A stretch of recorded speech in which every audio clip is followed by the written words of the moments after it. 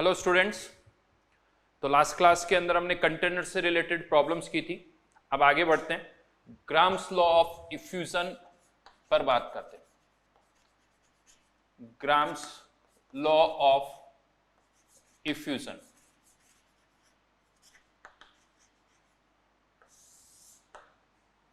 सबसे पहले यहां पर इस वर्ड को समझते हैं। इफ्यूजन, दो वर्ड्स यूज होते हैं, इफ्यूजन और एक और टर्म यूज होती है डिफ्यूजन।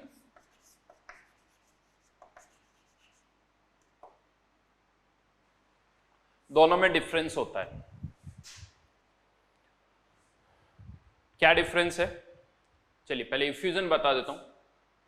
इफ्यूजन जो है वो बेसिकली एक कंटेनर में से गैसेस जब बाहर निकलती है थ्रू ए स्मॉल होल, जिसे आप अपर्चर भी बोल सकते हो, अपर्चर भी बोल सकते हो, but outside should be vacuum. Outside vacuum होना चाहिए, then this process is called effusion. Note down, expansion of a gas through an aperture, through an aperture, small hole को aperture बोल सकते हो, through an aperture into vacuum is called effusion.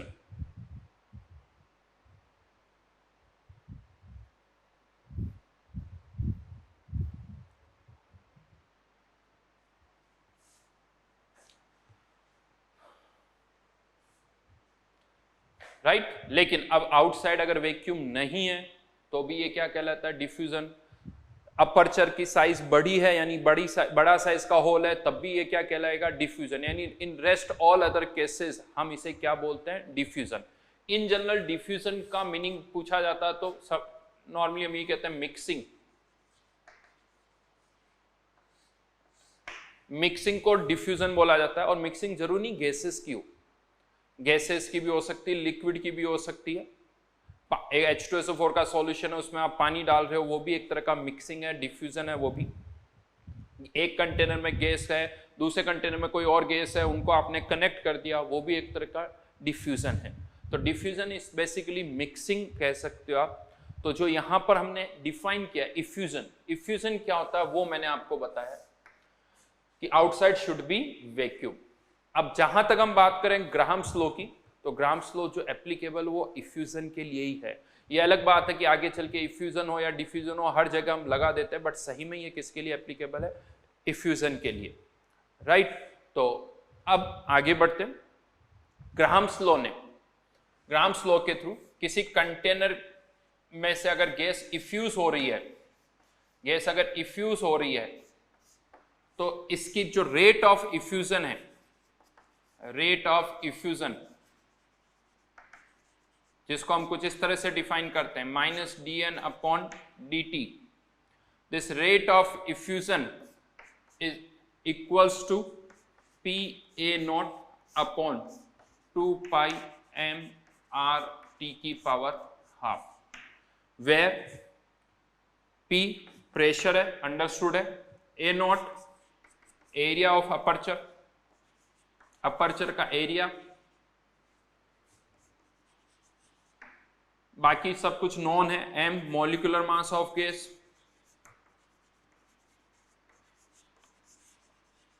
और T temperature. तो यहां से हम rate of effusion find out कर सकते हैं। जो रेट ऑफ इफ्यूजन है वो प्रेशर के डायरेक्टली प्रोपोर्शनल है, एरिया के डायरेक्टली प्रोपोर्शनल है, लेकिन टेम्परेचर और मॉलिक्यूलर मास के स्क्वायर रूट के इनवर्सली प्रोपोर्शनल है। दिस इज ग्राहम्स लॉ का ये मैथमेटिकल एक्सप्रेशन है। लेकिन मैं आपको बता दूं ये एक्सप्रेशन हमारे सिलेबस में नहीं है। हमारे सिलेबस में जो है वो इसका एक छोटा सा पार्ट है। जो हमारे सिलेबस में ग्राहम्स लॉ है वो केवल इतना है कि ये जो रेट ऑफ इफ्यूजन है, जिसे अब हम R से जनरली लिखेंगे, जिसे मैं R से लिख रहा हूं, तो rate of effusion is inversely proportional to square root of molecular mass, square root of molecular mass। Even अगर आप एनसीईआरटी भी पढ़ोगे तो वहां पर जो ग्राहम्स लॉ की डेफिनेशन लिखी होगी, जो स्टेटमेंट लिखा होगा, वो स्टेटमेंट भी ये होगा कि rate of effusion is inversely proportional to the square root of molecular mass. तो लिख सकते हैं यहां पर according to Graham's law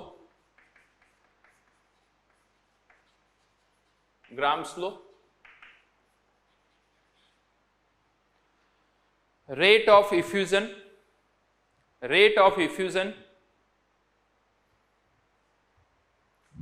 is inversely proportional to the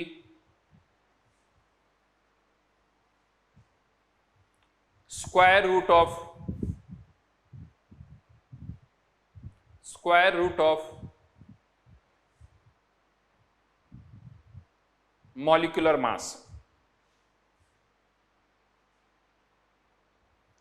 दो टुवर्ड्स द एंड इस पर भी एक दो क्वेश्चन मैं आपको करवाऊंगा, बट राइट नाउ हमारा मेन फोकस अब इस पर है। Rate is inversely proportional to square root of molecular mass. यहां से हम क्या फाइंड आउट कर सकते हैं? तो इस एक्सप्रेशन से आप दो गैसेस की रेट ऑफ इफ्यूजन को कंपेयर कर सकते हो। जैसे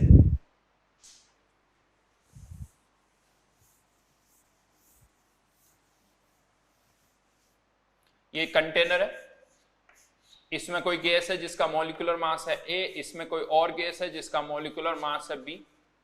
गैसेस दोनों बाहर निकल रही है, तो rate of effusion of A divided by rate of effusion of B equals to molecular mass of B upon molecular mass of A। हाँ, यहां पर अब आप कह सकते हो कि हमने बहुत सारे एजम्पशंस लिए। बहुत सारे एजम्पशंस क्या क्या लिए? दोनों कंटेनर का जो प्रेशर है वो सेम है, तभी ये P वाली टर्म क्या होगी? कैंसिल आउट हो गई। अगर यहां से हम देखें तो एरिया हम मान रहे हैं कि दोनों कंटेनर का जो एरिया, अपर्चर का एरिया जो है वो भी सेम है, दोनों का टेम्परेचर भी सेम है, ये सारी कंडीशन सेम है। बस डिफरेंस क्या है? एक में गैस A है, दूसरे में गैस B है, तो उनकी रेट ऑफ इफ्यूजन का जो रेशियो होगा वो आप यहां से निकाल सकते हो। हाँ, लेकिन अब आप कह सकते हो सर अगर प्रेशर डिफरेंट हो तब भी निकाल सकते हैं। यस, निकाल सकते हो, कोई प्रॉब्लम नहीं। यहां पर कोई गैस है जिसका प्रेशर है Pa, मॉलिक्यूलर मास है Ma, दूसरी गैस है जिसका प्रेशर है Pb, मॉलिक्यूलर मास है Mb। तो यहां पर रेट ऑफ इफ्यूजन का जो रेशियो होगा Ra अपॉन Rb वो क्या हो जाएगा? प्रेशर के डायरेक्टली प्रोपोर्शनल और मॉलिक्यूलर मास के इनवर्सली प्रोपोर्शनल। आप कह सकते हो सर एरिया भी अलग अलग हो सकता है, तब भी रेशियो निकाल सकते हैं, लेकिन जनरली एरिया पर क्वेश्चंस नहीं आते हैं। क्वेश्चन या तो दो तरह से आएंगे, या तो प्रेशर सेम हो या प्रेशर डिफरेंट हो, यही क्वेश्चंस बनते हैं। तो बाकी के फैक्टर्स की अभी हम बात नहीं कर रहे हैं, मेनली क्वेश्चन इसी पर आते हैं। प्रेशर नहीं गिवन है क्वेश्चन के अंदर तो मान लो प्रेशर सेम है, और अगर प्रेशर गिवन है तो जो गिवन प्रेशर है वो हम यहाँ पर पुट कर सकते हैं इसी के अंदर। अब वन बाय वन करके केसेस में और बता रहा हूँ, जरूरी नहीं कि ये गैसेस अलग अलग कंटेनर में हो, ऐसा भी हो सकता है कि ये गैसेस एक ही कंटेनर में हो, कोई प्रॉब्लम नहीं। इनके इंडिविजुअल प्रेशर या जिसे हम कहते हैं पार्शियल प्रेशर हमें पता होने चाहिए। तो RA upon RB equals to partial pressure of A upon partial pressure of B under root molecular mass of B upon molecular mass of A। हाँ, यहां पर हम कह सकते हैं जो पार्शियल प्रेशर है A और B का, partial pressure is directly proportional to moles. तो इंस्टेड ऑफ पार्शियल प्रेशर आप यहां पर मोल्स का रेशियो भी लिख सकते हैं, Na upon Nb molecular mass of B upon molecular mass of A। तो क्वेश्चंस जो आएंगे उसमें कभी आपको प्रेशर गिवन होगा, कभी आपको मोल्स गिवन होंगे, तो कभी आपको मास गिवन होगा। कुल मिला के मास से मोल्स निकालने हैं, और जो मोल्स का रेशियो होगा वही प्रेशर का रेशियो होगा। तो एक ही कंटेनर में भी अगर गैसेस हैं तो यहाँ से हम उनकी रेट ऑफ इफ्यूजन का रेशियो निकाल सकते हैं, उनको कंपेयर किया जा सकता है। ओके ना, ये तो एक जनरल बात होगी रेट ऑफ इफ्यूजन। अच्छा, अगेन मैं बता दूं ये रेट ऑफ इफ्यूजन जो है वो एक इंस्टेंट पर है। किस इंस्टेंट पर रेट ऑफ इफ्यूजन है? जब इसका प्रेशर Pa और इसका प्रेशर है Pb। ऑब्वियसली कुछ टाइम के बाद ये जो रेशियो है वो चेंज हो जाएगा। क्यों चेंज हो जाएगा? क्योंकि A और B के प्रेशर जो है वो चेंज हो जाएंगे। ऑब्वियसली A और B इसी रेशियो में तो चेंज नहीं होगा। ऐसा A की रेट ऑफ इफ्यूजन अलग है, B की रेट ऑफ इफ्यूजन अलग है, तो ये प्रेशर का रेशियो चेंज होगा, और प्रेशर का रेशियो चेंज होगा तो रेट ऑफ इफ्यूजन भी चेंज होगी। तो ये रेट ऑफ इफ्यूजन किसी पर्टिकुलर इंस्टेंट की है जिस पर प्रेशर Pa और Pb है। लेकिन अब यहां पर बहुत सारे क्वेश्चंस इस तरह से आते हैं जहां पर हम ये अज्यूम कर लेते हैं कि ये जो रेट ऑफ इफ्यूजन है ये टाइम के साथ वेरी नहीं कर रही। अजीब सा वियर्ड सा अजम्पशन है, लेकिन फिर भी हम मान लेते हैं, क्योंकि अगर गैसेज इफ्यूज हो रही है, ए की बाहर निकलने की रेट कुछ और है, बी की बाहर निकलने की रेट कुछ और है, तो इनकी रेट ऑफ इफ्यूजन का जो रेशियो होगा वो कांस्टेंट नहीं रहेगा। रेट ऑफ इफ्यूजन टाइम के साथ वेरी करेगी, लेकिन यहां पर हम मान रहे हैं कि इनकी जो रेट ऑफ इफ्यूजन है वो टाइम के साथ वेरी नहीं कर रही। देखो ऐसा हो भी सकता है, कब हो सकता है सब, कि ये जो कंटेनर है ना ये बहुत बड़े हो, ये कंटेनर जो है वो बहुत बड़े हो, इतने बड़े हो कि ए और बी के थोड़े मोल्स बाहर भी निकल जाए, फिर भी इनके प्रेशर अभी भी पीए और पीबी ही रहे। तब भी इनके प्रेशर पीए और पीबी है तो फिर रेट ऑफ इफ्यूजन को हम कांस्टेंट मान सकते हैं, बट उनके लिए कंटेनर की साइज बहुत बड़ी होनी चाहिए। तो खैर राइट नाउ कंटेनर की साइज बड़ी हो या बड़ी नहीं हो, यहां पर एक अजम्पशन हम ले रहे हैं, assuming rate of effusion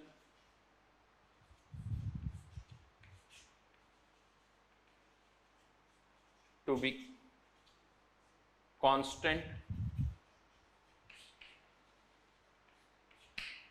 with time,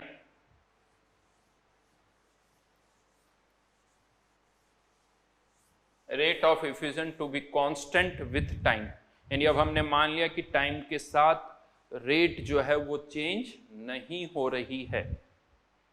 तो और किस तरह के क्वेश्चंस बन सकते हैं वो मैं आपको बता रहा हूं। ये जो रेट ऑफ इफ्यूजन अभी हमने लिखी ना उसकी बात करते हैं। रेट ऑफ इफ्यूजन बेसिकली क्या है, minus D N upon D T पहले लिखा था, ये क्या है, नंबर ऑफ मोल्स इफ्यूज्ड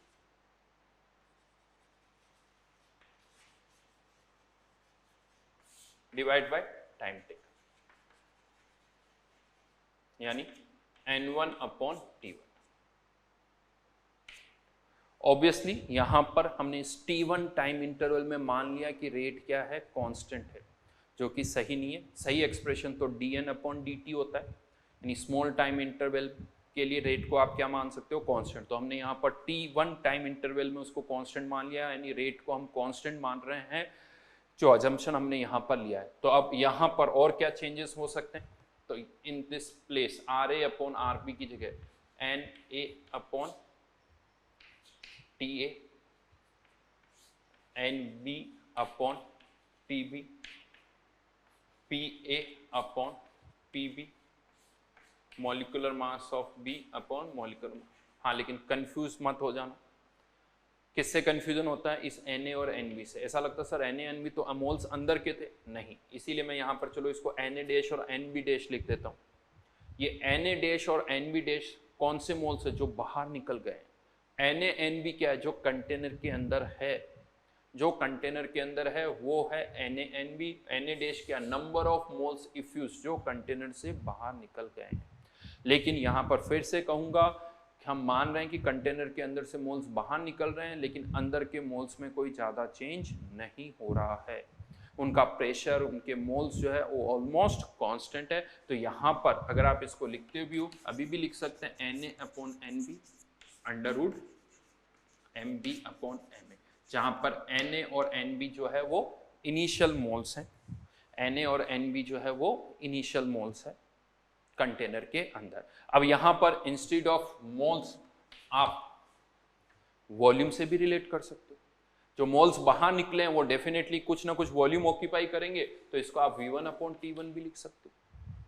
गैसेस बाहर निकल गई, उनका वॉल्यूम मेजर कर लो, और हाँ दो गैसेस है तो दोनों का वॉल्यूम सेम प्रेशर और टेम्परेचर पर मेजर होना चाहिए, सेम प्रेशर और टेम्परेचर पर। आप ये यहां पर जरूरी नहीं कि आप प्रोपोर्शनलिटी वाला साइन लगा सकते हो, moles is directly proportional to volume, या यहां पर इंस्टेड ऑफ मोल्स आप प्रेशर भी पुट कर सकते हो, जो गैसेस बाहर निकल रही है उनका प्रेशर मेजर कर लो, और जब हम प्रेशर मेजर कर रहे हैं तो वॉल्यूम और टेम्परेचर क्या होना चाहिए, सेम होना चाहिए। वॉल्यूम और टेम्परेचर सेम है तो मोल्स प्रेशर के डायरेक्टली प्रोपोर्शनल है, और प्रेशर और टेम्परेचर सेम है तो मोल्स जो हैं वो वॉल्यूम के डायरेक्टली प्रोपोर्शनल है। तो जहां तक प्रोपोर्शनलिटी वाली बात आती है, हम यहां पर और भी चेंजेस कर सकते हैं। यहां पर आप ये एक्सप्रेशन भी लिख सकते हो, वॉल्यूम वाला भी, और प्रेशर की टर्म्स में भी मैं लिख सकता हूं। यहां पर कंफ्यूज मत हो जाना, प्रेशर की टर्म्स, किसका प्रेशर, अंदर का प्रेशर नहीं, जो गैसेस बाहर निकल रही है उनका हमने क्या मेजर किया है, प्रेशर मेजर किया है। तो यहां पर इसको मैं PA dash upon TA, PB dash upon TB भी लिख सकता हूं।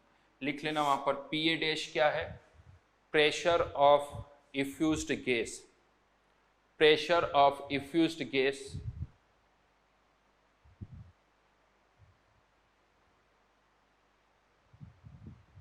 जो गैस बाहर निकली है उसका प्रेशर। वॉल्यूम भी पुट कर सकते हो, जैसे मैंने यहां पर आपको बताया, आप वॉल्यूम भी लिख सकते हो, VA dash upon TA, VB dash upon TB, NA upon NB।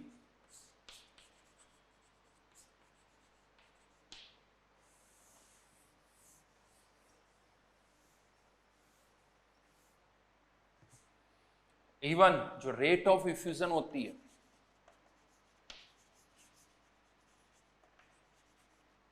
वो स्पीड के डायरेक्टली प्रोपोर्शनल होती है। और स्पीड क्या होती है, डिस्टेंस ट्रेवल्ड डिवाइडेड बाय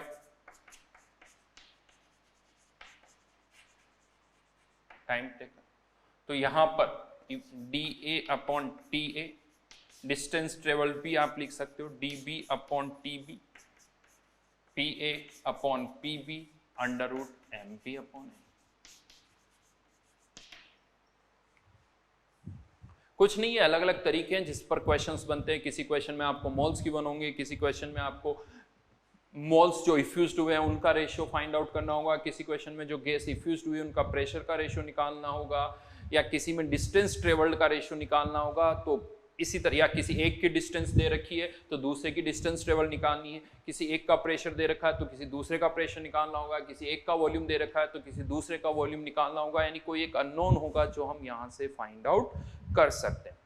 ठीक है, तो कोई थ्योरी नहीं है, सिंपल सा एक फॉर्मूला है जो ग्राम्स ने दिया था जिसको हम यहाँ पर यूज कर रहे हैं। मेन पार्ट जो है वही, कंफ्यूजन ना हो, यहाँ पर क्लियरिटी होनी चाहिए कि इन सब में हम मान रहे हैं कि रेट जो है वो टाइम के साथ वेरी नहीं कर रही है।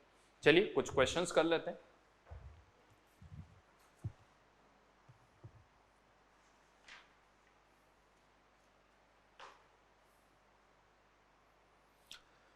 Find ratio of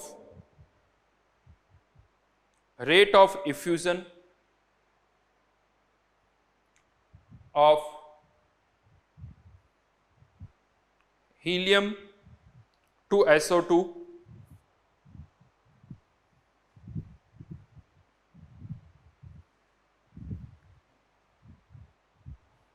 from a container A part under similar condition, B part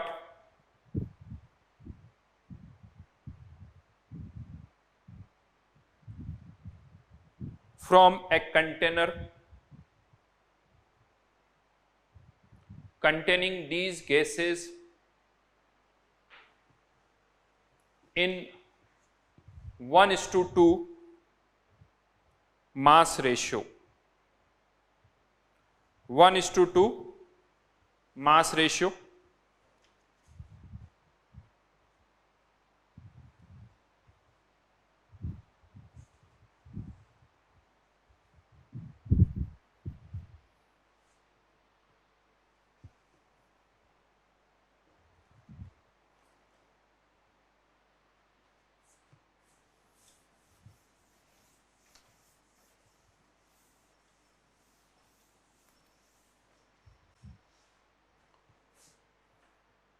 तो फर्स्ट पार्ट में तो खैर कुछ है नहीं, सिमिलर कंडीशन मतलब दोनों का प्रेशर सेम है, तो केवल मॉलिक्यूलर मास के इनवर्सली प्रोपोर्शनल 64 हीलियम का मॉलिक्यूलर मास 4, तो 16, ये 4 आंसर आ गया फर्स्ट पार्ट। सेकेंड पार्ट में 1:2 मास रेशियो दे रखा है, तो 1 ग्राम और उसके 2 ग्राम, तो इसके मोल्स कितने हो जाएंगे 1 divided by 4, 2 divided by 64, 64 divided by 4, तो ये कितना हो गया 8, तो 8 इंटू वही 16, 30।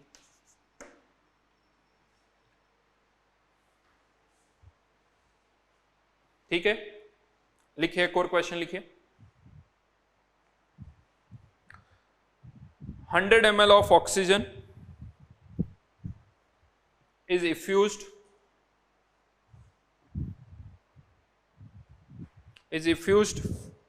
in 10 seconds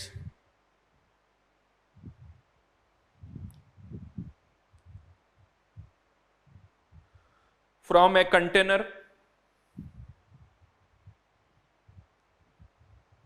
Find the time required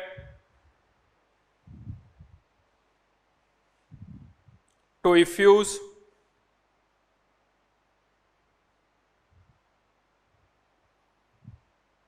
50 ml hydrogen from same container.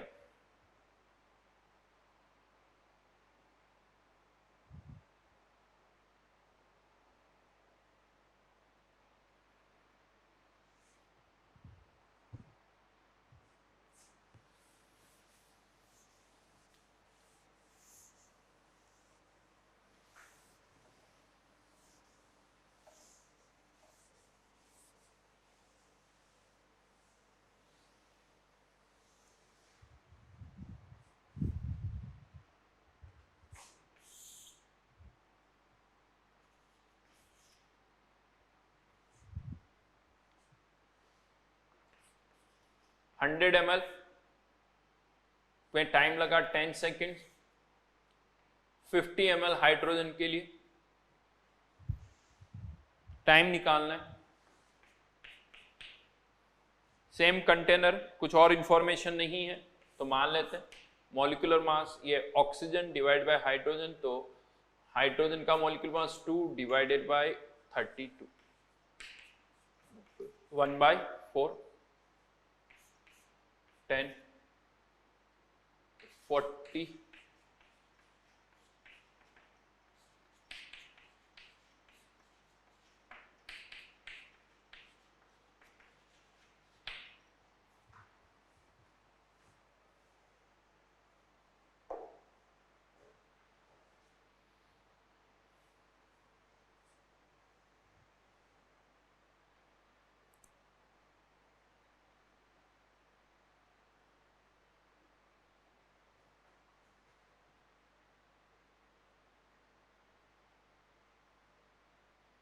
चलिए आगे बढ़ते हैं।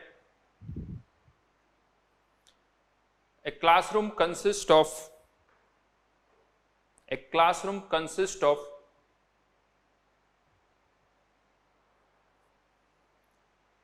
13 rows of equidistant benches,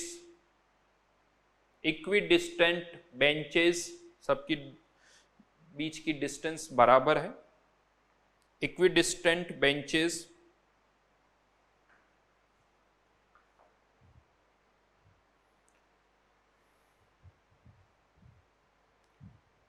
a student from the first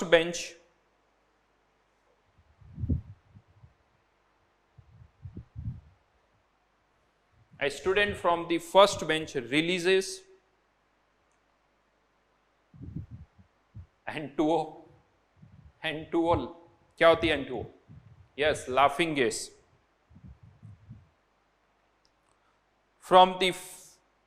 A student from the first bench releases N2O. A student from the first bench releases N2O and simultaneously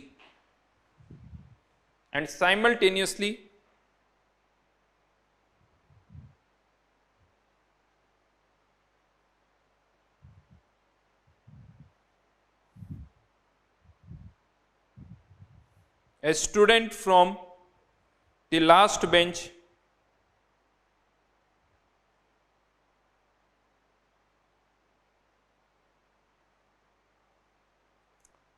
releases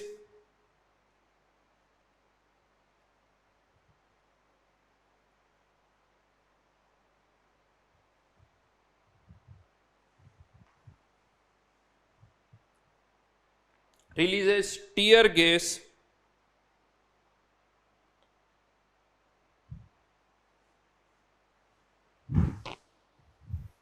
just a minute.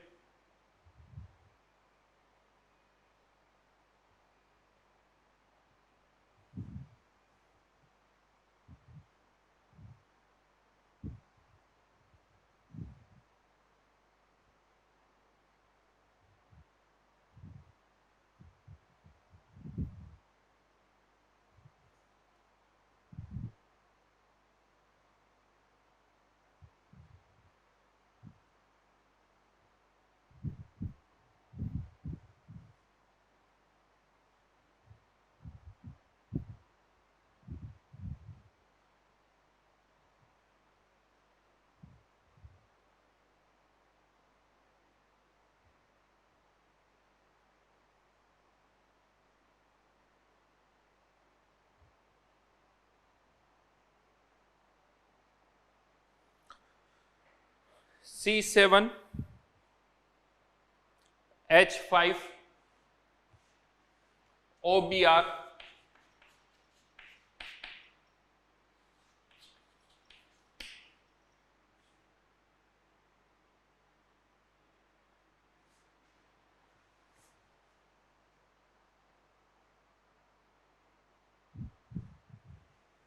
just a minute.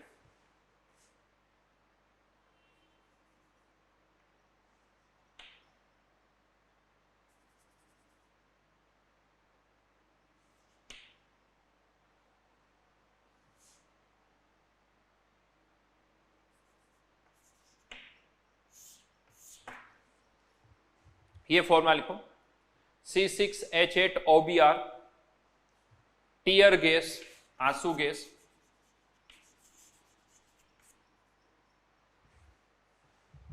Formula मैंने थोड़ा बदल दिया ताकि हमारी calculation जो है वो हमारे अकॉर्डिंग आ जाए बस। हाँ ये मान लो टीयर गैस है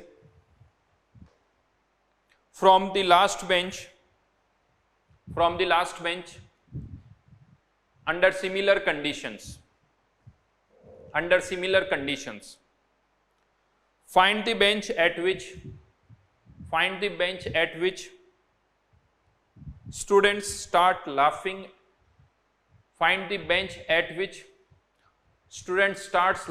and weeping simultaneously. ब्रोमीन का एटॉमिक मास कितना होता है 80। करिए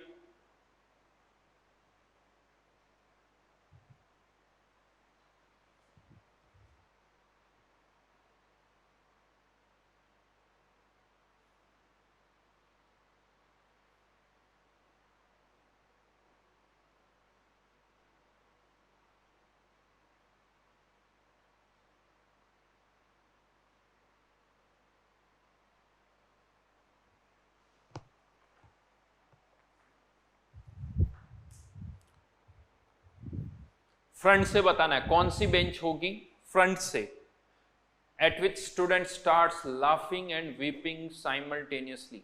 आई थिंक कॉन्सेप्ट में कोई कंफ्यूजन नहीं है। जिस बेंच पर वीपिंग और लाफिंग गैस दोनों एक साथ पहुंचेगी वहां पर दोनों एक साथ यानी लाफिंग और वीपिंग एक साथ स्टार्ट होगी। अल्टीमेटली क्या होगा वो तो नहीं पता, वो हंसेंगे रोएंगे हंसेंगे या हंस के रोएंगे या रो के हंसेंगे, बड़ा कंफ्यूजन है नहीं।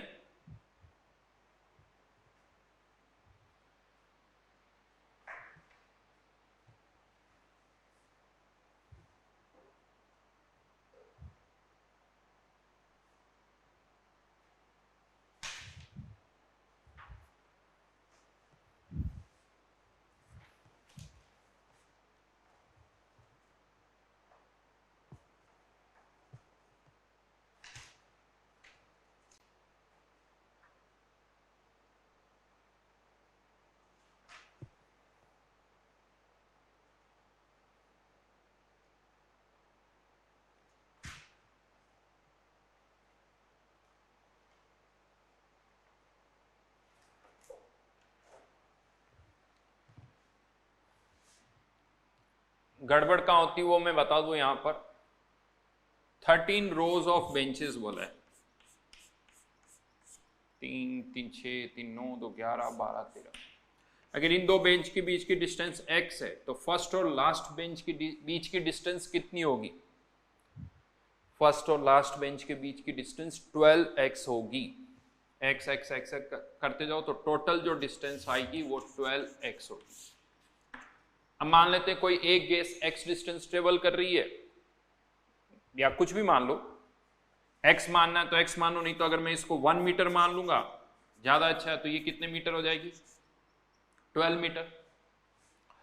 ये 1 तो टोटल 12। अब मान लेते कोई एक गैस x मीटर चलती है तो दूसरी वाली गैस कितने डिस्टेंस ट्रेवल करेगी? 12 माइनस एक्स। तो डिस्टेंस ट्रेवल्ड और दोनों का टाइम तो सेम होगा। तो मान लेते हैं एक गैस N2 कितनी डिस्टेंस ट्रेवल कर रही है? x। तो टीयर गैस कितनी डिस्टेंस ट्रेवल करेगी? 12 minus x. Under similar condition है, टीयर गैस का मॉलिक्यूलर मास 176, N2 का मॉलिक्यूलर मास 44, ये 4 टाइम्स, तो ये हो गया 2। सॉल्व करो यहां पर x के लिए तो 3x इक्वल्स टू 24, सही लिखा 2 24 3x, तो x इक्वल्स टू 8। x की वैल्यू 8 आई है, लेकिन ये बेंच कौन सी होगी? अगर x की वैल्यू 8 है तो बेंच जो होगी वो 9th बेंच होगी। तो answer is 9th bench.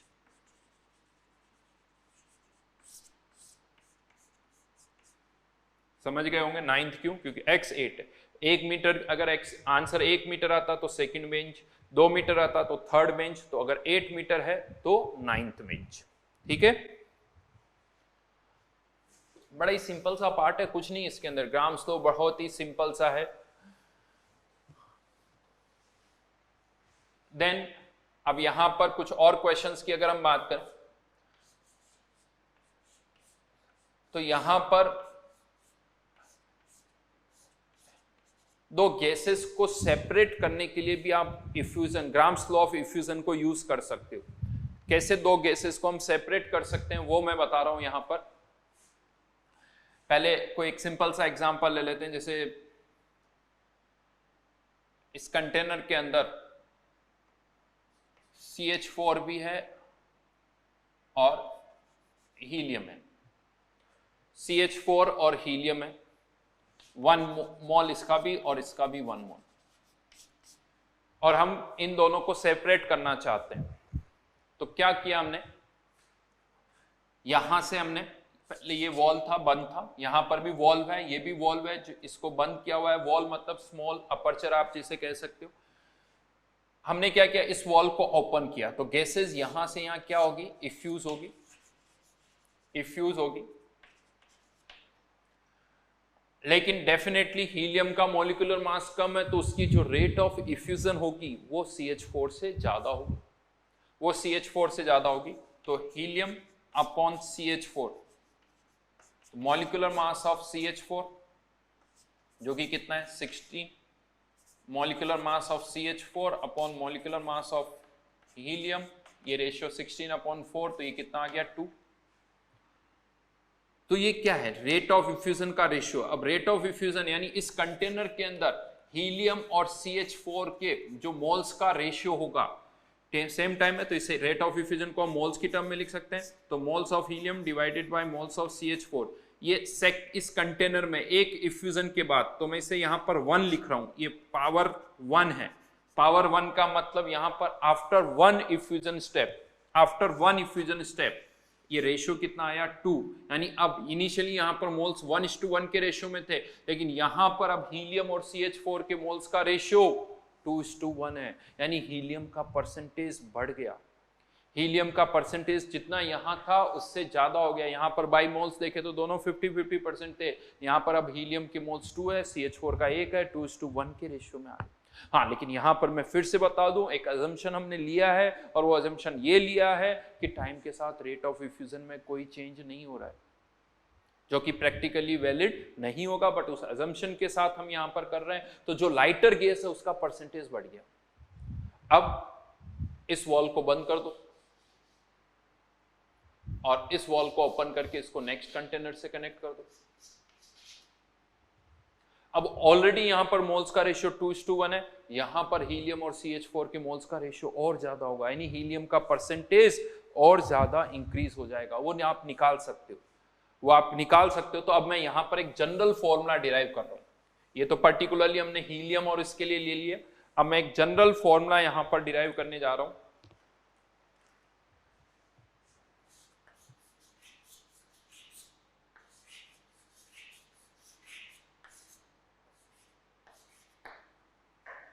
Initially यहां पर मोल्स का रेशियो है Na और Nb, यहां पर मैं ले लेता हूं Na1 Nb1, यहां पर Na2 स्क्वायर नहीं है, ध्यान रखना, Nb2, तो Na1 अपॉन Nb1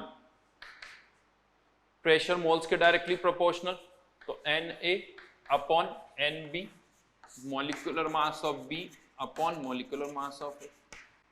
ये एक इफ्यूजन स्टेप के बाद A और B का मोल का रेशियो आ गया। अब यहां पर अगर हमें Na2 Nb2 फाइंड आउट करना है तो Na2 Nb2 इक्वल्स टू क्या हो जाएगा, Na1, क्योंकि इस कंटेनर के लिए इनिशियल मोल्स तो ये है, तो Na1 upon Nb1 under root molecular mass of B upon molecular mass of A। Even देखा जाए तो हो क्या रहा है, हर एक स्टेप में इस फैक्टर से, हर एक स्टेप में इस फैक्टर से मोल्स का रेशियो इंक्रीज हो रहा है। जितना B का मॉलिक्यूलर मास ज्यादा होगा, A का कम होगा, जो परसेंटेज चेंज है उतना ही ज्यादा होगा। परसेंटेज चेंज को हम यहां पर एक और वर्ड यूज करते हैं, एनरिचमेंट होना। जैसे यहां पर हीलियम का एनरिचमेंट हो रहा है, हर एक स्टेप में हीलियम का परसेंटेज बढ़ रहा है, इसे कहा जाता है एनरिचमेंट। तो यहां पर कह सकते हो कि ये एक तरह का एनरिचमेंट फैक्टर है, एनरिचमेंट फैक्टर। हर एक स्टेप में इस फैक्टर से रेशियो जो है वो बढ़ रहा है। लेकिन अब हम यहां पर क्या कर सकते हैं, Na2 Nb2 निकालना है, तो Na1 और Nb1 है, तो यहां से Na1 और Nb1 की वैल्यू पुट कर दें तो ये क्या आ जाएगा, Na2 Nb2 upon equals to Na upon Nb, ये वैल्यू वहां पुट कर रहा हूं, ये वाली, तो यह under root Mb upon Ma का क्या आ जाएगा, स्क्वायर। इनफैक्ट कह ही सकते हो, डायरेक्टली भी कह सकते हो, दो स्टेप के बाद जो रेशियो होगा वो क्या होगा, हर एक स्टेप में रेशियो इस फैक्टर से बढ़ रहा है तो इसकी पावर 2 हो गई। 3 स्टेप के बाद रेशियो क्या होगा, इसकी पावर 3। 4 स्टेप के बाद रेशियो क्या होगा, इसकी पावर 4। तो आफ्टर n स्टेप्स मोल्स का रेशियो क्या होगा, NaN upon NbN equals to initial moles का ratio multiplied by under root Mb upon Ma की power n।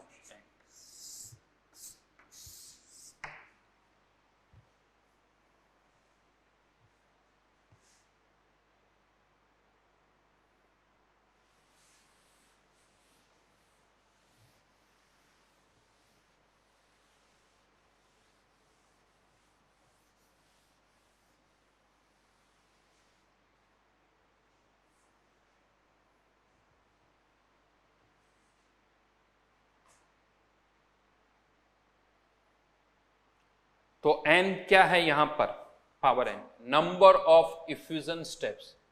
Number of effusion steps आप यहां से लिख लो चाहो तो n equals to number of effusion steps.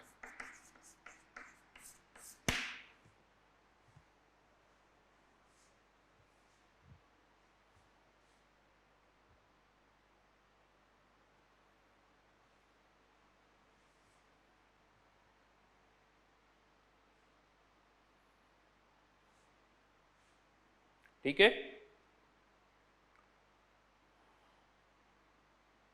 तो इस तरह के भी क्वेश्चंस आ जाते हैं कि बताइए अगर ये रेशियो इतना है, जो भी रेशियो गिवन है उसको हमें इंक्रीज करके इतना ले जाना है तो कितनी स्टेप्स करनी होगी, कितनी नंबर ऑफ स्टेप्स करनी होगी, वो हम निकाल सकते हैं। लेकिन ये कोई अच्छा तरीका नहीं है। क्यों ये अच्छा तरीका नहीं है, उसका कारण मैं बता दूं, क्योंकि यहाँ पर हमने ये सब कुछ जो निकाला है एजम्पशन के साथ निकाला है कि इस कंटेनर से जब मोल्स इस तरफ इफ्यूज हुए हैं तो हमने माना कि रेट ऑफ इफ्यूजन में कोई चेंज नहीं हो रहा है। वो तभी वैलिड है, जैसा मैंने पहले भी कहा था, ये कंटेनर बहुत बड़ा हो और उसमें से आप थोड़े से मोल्स इफ्यूज कर रहे हो तो इस कंटेनर के प्रेशर में कोई चेंज नहीं होगा, यानी अमाउंट इफ्यूज जो है वो बहुत कम होनी चाहिए, तब आप ये जो फाइंड आउट करो वो तब वैलिड होगा। अब अमाउंट इफ्यूज्ड बहुत कम होनी चाहिए, यानी इस कंटेनर से इस कंटेनर में जो अमाउंट इफ्यूज्ड हुई है वो बहुत कम है, फिर इस कंटेनर से इस कंटेनर में जो अमाउंट इफ्यूज हुई है वो भी बहुत कम है, फिर आगे अमाउंट इफ्यूज्ड होगी वो भी बहुत कम होनी चाहिए, यानी हर एक स्टेप में जो अमाउंट इफ्यूज्ड है वो बहुत कम होनी चाहिए। मतलब आपका मोल रेशियो तो बढ़ रहा है, मोल रेशियो तो बढ़ रहा है, लेकिन अल्टीमेटली जो मोल्स आपको मिलेंगे वो हर एक स्टेप में बहुत कम होते जा रहे हैं। आप सोचो यहां से यहां मोल्स जो मिलेंगे वो बहुत कम होंगे, फिर यहां से यहां मोल्स और कम हो जाएंगे, तो जो क्वांटिटी आपके हाथ में आएगी वो बहुत कम होगी। और अगर आप सोचो नहीं क्वांटिटी ज्यादा चाहिए, अगर क्वांटिटी ज्यादा चाहिए तो ज्यादा देर तक इफ्यूजन करना होगा, और ज्यादा देर तक इफ्यूजन करना होगा तो फिर आप यहां पर जो रेट ऑफ इफ्यूजन है उससे हम कांस्टेंट नहीं मान सकते, फिर वो रेट ऑफ इफ्यूजन तो वेरी करेगी, तो फिर उसको कैलकुलेट करना भी बहुत मुश्किल हो जाएगा, वो आसान नहीं होगा, उसे कैलकुलेट करना भी हमारे लिए मुश्किल, फिर वो एग्जैक्ट वाला फॉर्मूला जो स्टार्टिंग में मैंने लिखवाया था उसको यूज करना पड़ेगा। लेकिन मैं आपको बता दूं, ये तो ठीक है, हमने थोड़ा अप्रोक्सीमेशन करके आसानी से आंसर निकाल लिया, एग्जैक्ट भी कर सकते हैं लेकिन उसके लिए पूरा डेरिवेशन इंटीग्रेशन सारा करना पड़ेगा। हाँ, लेकिन ये जो तरीका मैं आपको यहां बता रहा हूं, एक टाइम था जब यूरेनियम को एनरिच करने के लिए, यूरेनियम को एनरिच करने के लिए इसी मेथड को फॉलो किया जाता था, अब तो नहीं किया जाता, दो इतना ज़्यादा ये बहुत पब्लिक डोमेन में भी नहीं है कि कैसे किया जाता है, बट हाँ फिर भी एक टाइम था जब ये वाला मेथड यूज़ किया जाता था। आज की डेट में सेंट्रीफ्यूज यूज़ किए जाते हैं, इस मेथड के थ्रू यूरेनियम 235 का हम परसेंटेज बढ़ाते थे। क्यों? क्योंकि जो न्यूक्लियर फ्यूल है उसमें यूरेनियम 235 यूज होता है, यूरेनियम 238 यूज नहीं होता है। और प्रॉब्लम पता क्या है, नेचर के अंदर यूरेनियम अगर आप देखोगे तो यूरेनियम 238 ज़्यादा है, यूरेनियम 235 कम होता है। जहाँ तक हम बात करें इंडिया की, तो इंडिया के अंदर तो इंडिया में तो यूरेनियम के ऑर्स ही कम है, और उसमें भी परसेंटेज जो है U235 का वो बहुत कम है, तो इसीलिए हमें इंपोर्ट करना होता है। लेकिन जो इंपोर्ट यूरेनियम होता है उसमें भी यूरेनियम 235 का परसेंटेज इतना ही नहीं होता कि डायरेक्ट आप उसे न्यूक्लियर रिएक्टर में यूज़ करो, उसके लिए आपको उसको एनरिच करना पड़ता है, मतलब यूरेनियम 235 का परसेंटेज जो है वो बढ़ाना पड़ता है। और जो टेक्नोलॉजी चाहिए मेनली वो इसी के लिए चाहिए, जो कहते हैं ना टेक्नोलॉजी, यूरेनियम टेक्नोलॉजी, वो टेक्नोलॉजी में मेनली ये पार्ट बड़ा इंपॉर्टेंट होता है कि कैसे उसका परसेंटेज बढ़ाया जाए। क्यों? क्योंकि यूरेनियम 235 और यूरेनियम 238 आइसोटॉप्स हैं, इन दोनों को सेपरेट करना है, लेकिन इन दोनों की केमिकल प्रॉपर्टीज तो एक जैसी है, तो केमिकल प्रॉपर्टी यूरेनियम 235 रिएक्ट करेगा तो 238 भी रिएक्ट करेगा, तो केमिकल रिएक्शंस के थ्रू तो आप इन्हें सेपरेट नहीं कर सकते, तो इनकी फिजिकल प्रॉपर्टीज के बेसिस पर इनको सेपरेट किया जाता है। लेकिन प्रॉब्लम ये कि इनके मॉलिक्यूलर यानी एटॉमिक मास में डिफरेंस भी बहुत कम होता है, 235 238, तो इनकी फिजिकल प्रॉपर्टीज में भी ज़्यादा डिफरेंस नहीं होता है, इसीलिए फिजिकल प्रॉपर्टीज के बेसिस पे भी सेपरेट करना बहुत मुश्किल है। और आपको भी पता है ये कोई आसान काम तो है नहीं, कंट्रीज लगी हुई है, बहुत सारी कंट्रीज लगी हुई है, अभी भी उनके पास वो टेक्नोलॉजी नहीं है, तो उससे भी आप समझ सकते हो कि हाँ ये कोई बच्चों का खेल भी नहीं है कि हाँ हर कोई कर लेगा, बहुत मुश्किल है। तो चलिए इसी से रिलेटेड एक क्वेश्चन मैं आपको दे रहा हूँ, इसी से रिलेटेड क्वेश्चन है। हाँ, यहाँ पर एक डाउट हो रहा था बहुत, सर यूरेनियम को कैसे सेपरेट कर लोगे, यूरेनियम तो सॉलिड होता है। तो यहाँ पर पहले यूरेनियम को नहीं, यूरेनियम को पहले UF6 में कन्वर्ट किया जाता है, यूरेनियम 235 भी कन्वर्ट होता है, यूरेनियम 238 भी कन्वर्ट होता है, और वो गैसेस प्रोडक्ट होता है, उनको फिर हम एनरिच करते हैं। हाँ, लेकिन ये मुश्किल और इसलिए भी है क्योंकि ये सब रेडियो एक्टिव है, ऐसा नहीं कि खुला पड़ा है और हम कर रहे हैं इफ्यूजन, वो भी नहीं हो सकता, तो क्योंकि ये सब रेडियो एक्टिव है सब्सटेंस, तो इसीलिए काफ़ी ज़्यादा रिस्क इन्वॉल्व हो जाती है। एक क्वेश्चन लिखिए, पूरा तो सॉल्व नहीं कर पाओगे बट एक्सप्रेशन हम जरूर लिख सकते हैं। एन यूरेनियम और sample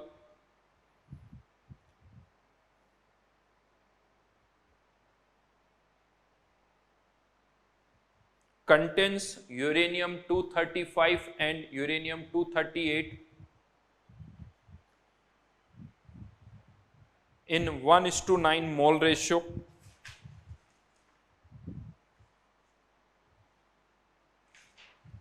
in 1:9 mole ratio,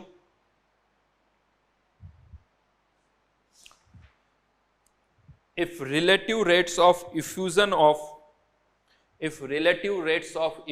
of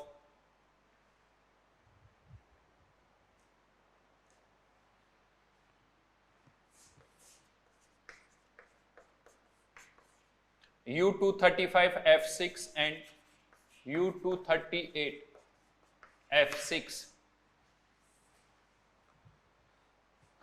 are used to separate these isotopes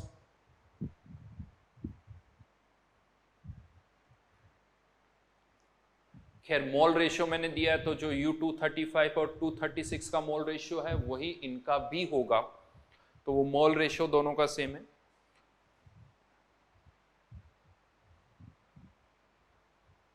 Find the number of effusion steps required to get 9:1 mole ratio, यानी 1:9 से हमें कितना चाहिए, 9:1।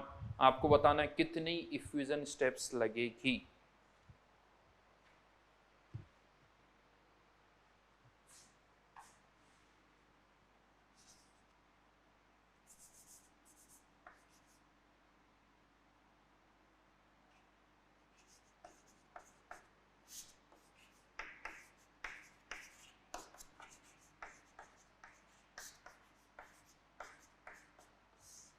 ये मोल्स UF6 के हैं, लेकिन मोल्स UF6 के बोलो या यूरेनियम के बोलो एक ही बात है, लेकिन मॉलिक्यूलर मास जो है वो किसका आएगा यहाँ पर। मॉलिक्यूलर मास तो यूरेनियम 238 इसका निकालोगे, F6 फ्लोरीन का 19, आई थिंक ये आ जाता है 352 और ये आएगा 349।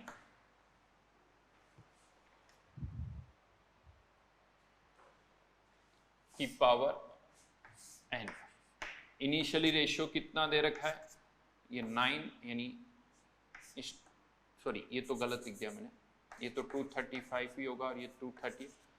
मोल्स कंफ्यूजन ना हो, ये इनिशियल है और ये आफ्टर n स्टेप्स है, ये आफ्टर n स्टेप्स और ये इनिशियल, तो 1:9। फाइनली कितना चाहिए हमें, 9:1। आफ्टर n इफ्यूजन स्टेप्स 9:1 चाहिए, इनिशियली कितना है 1:9 मल्टीप्लाइड बाय 352 अपॉन 349 की पावर n। अब आप सोच सकते हो ये रेशियो तो ऑलमोस्ट 1 है और हमें इनका रेशियो कितना चाहिए 81। n की वैल्यू निकालनी होगी, ऑब्वियसली ऐसे हम नहीं कर पाएंगे, लॉग टेबल यूज करनी पड़ेगी, बट रफली ये वैल्यू आती है। n की वैल्यू आप सॉल्व करोगे तो 1027, यानी इतनी सारी स्टेप्स आपको करनी पड़ेगी तब जाके ऐसा होगा। और सोचो हर एक स्टेप में सारा का सारा ट्रांसफर नहीं हो रहा है, हर एक स्टेप में ऐसा नहीं जितना यहाँ उतना ही ट्रांसफर कर दोगे तो मोल्स का रेशियो तो वही रहेगा, यानी कुछ क्वांटिटी आपको यहाँ पर छोड़नी है। तो हर एक स्टेप में आप पीछे छोड़ते भी जा रहे हो, तो आपको एनरिचमेंट तो हो रहा है आपका, लेकिन जो अमाउंट फाइनली आपको मिलेगी आफ्टर 1027 स्टेप्स, सोच सकते हो क्या मिलेगा। तो कोई बहुत अच्छा तरीका नहीं, बट स्टिल एक टाइम पर इसी तरीके को यूज किया जाता था। ठीक है,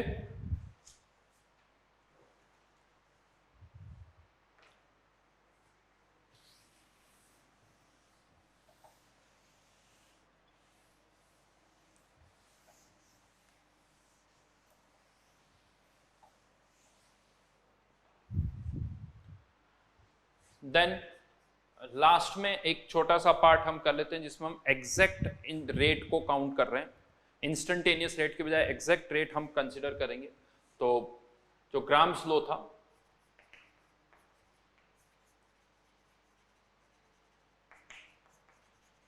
minus dN upon dt P A not 2 pi mRT की पावर हाफ। अब हम मान रहे हैं कि कंटेनर में जब गैसेस निकल रही है तो अंदर का प्रेशर चेंज हो रहा है, अंदर का प्रेशर चेंज हो रहा है क्योंकि बाकी सब तो देखो कांस्टेंट है, और प्रेशर चेंज होगा तो रेट ऑफ इफ्यूजन भी चेंज होगी।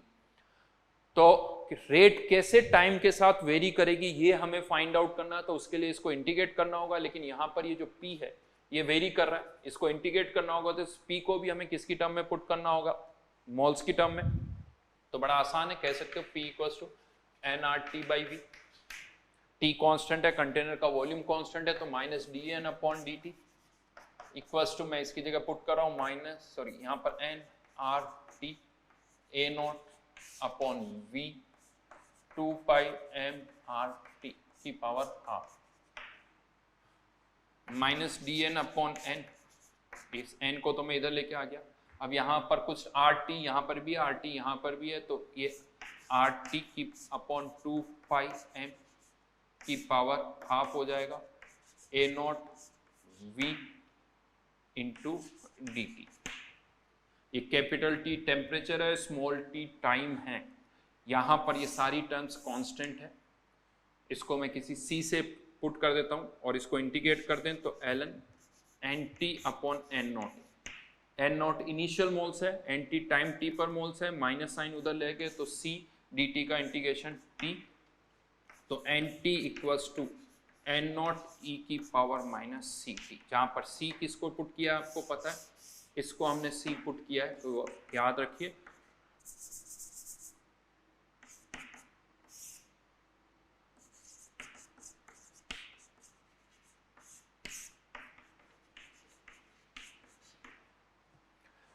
ये एन नॉट क्या है, इनिशियली कंटेनर के अंदर मोल्स, एन टी किसी टाइम टी पर कंटेनर के अंदर मोल्स, सी कांस्टेंट है जिसकी वैल्यू ये है, और टी जो है वो टाइम है। हाँ, लेकिन कंटेनर का वॉल्यूम चेंज नहीं हो रहा है, अपर्चर की साइज चेंज नहीं हो रही है, टेम्परेचर चेंज नहीं हो रहा है, बाकी सब कुछ कांस्टेंट है।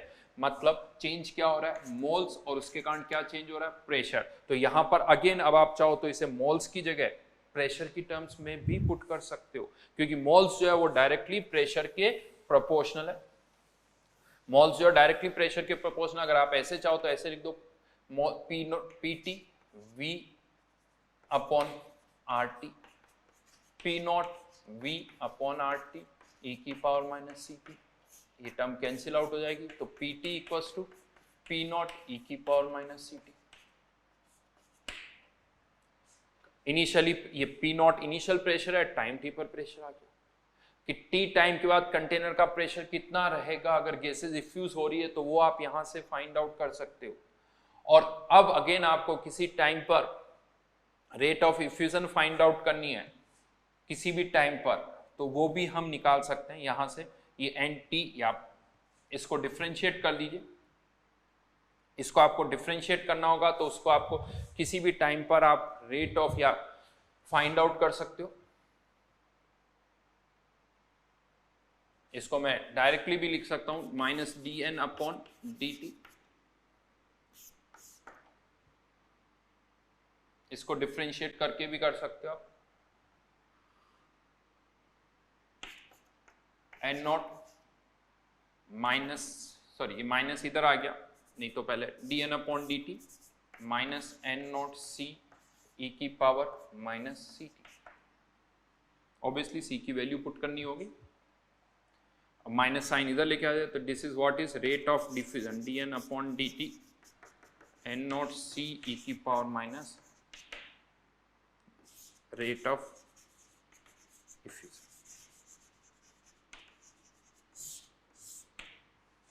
at time t।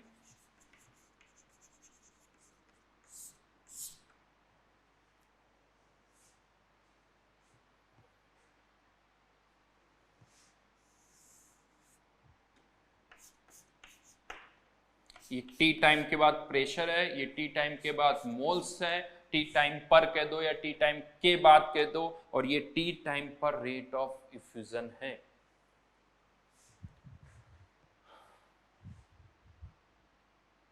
जनरली यहां पर एक क्वेश्चन आता है कि आधे मोल्स इफ्यूज होने में कितना टाइम लगेगा, आधे मोल्स इफ्यूज होने में कितना टाइम लगेगा, जिसे हम जनरली लिखते हैं T half time required to diffuse half of the moles। Half of the moles, आधे मोल्स इफ्यूज करने में कितना टाइम लगेगा, तो एन टी की वैल्यू कितनी रह जानी चाहिए, N not by two, N not by two, N not E की power minus C T, N से एन कैंसिल, इसको आप ऐसे लिख सकते हो L N two equals to C T, तो टी विल टी हाफ कर देता हूं इसको, तो इस T half equals to L N two upon C. और C क्या है, कांस्टेंट है, तो T हाफ भी क्या हो गया, कांस्टेंट हो गया, T हाफ भी कांस्टेंट हो गया। हाँ ऑब्वियसली ये जो T हाफ कांस्टेंट से मतलब है ये टाइम के साथ वेरी नहीं कर रहा है, ये T half gases to gases vary करेगा, क्योंकि C की value gases to gases vary करेगी। ऑक्सीजन का T हाफ अलग होगा किसी और का, बट ये कंटेनर के अंदर N नॉट पर डिपेंड नहीं कर रहा है।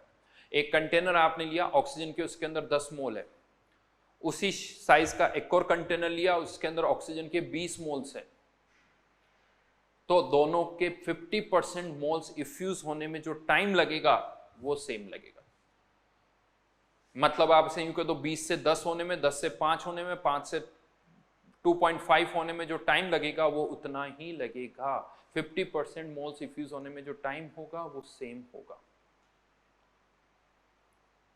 वो इनिशियल मोल्स पर डिपेंड नहीं कर रहा है। हाँ ऑक्सीजन के लिए अलग होगा, नाइट्रोजन के लिए अलग होगा, हाइड्रोजन के लिए अलग होगा, गैसेस टू गैसेस अलग होगा, लेकिन अगर सेम गैस है तो उसके चाहे कंटेनर में 10 मोल हो, 20 मोल हो, 50 मोल हो, 100 मोल्स हो, उस पर डिपेंड नहीं करेगा।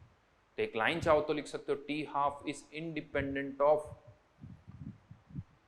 Initial moles. कुछ नहीं, थियोरेटिकल बातें, ज्यादा कोई क्वेश्चन इस पर नहीं आते हैं, बट फिर भी मैंने आपको बता दिया कि रेट किस तरह से वेरी करेगी। जैसे जैसे टाइम बढ़ेगा रेट ऑफ जो रेट है वो चेंज होगी, होनी भी चाहिए, क्योंकि जैसे जैसे प्रेशर कम हो रहा है रेट भी कम होगी। ठीक है, तो ये था ग्राम्स लॉ ऑफ इफ्यूजन। ज्यादा कोई वेरिएशन नहीं होता, क्वेश्चंस बहुत ही लिमिटेड टाइप के क्वेश्चंस बनते हैं यहाँ पर। जैसे हमने पीवी क्वेश्चन और आरटी पर बेस्ड बहुत सारे क्वेश्चंस किए थे, ग्राम्स लॉ ऑफ इफ्यूजन में ऐसा नहीं होता है, लिमिटेड क्वेश्चंस है, 5-6 तरह के वही बनते हैं, राइट। तो चलिए इससे आगे हम नेक्स्ट क्लास में डिस्कस करेंगे। Thank you.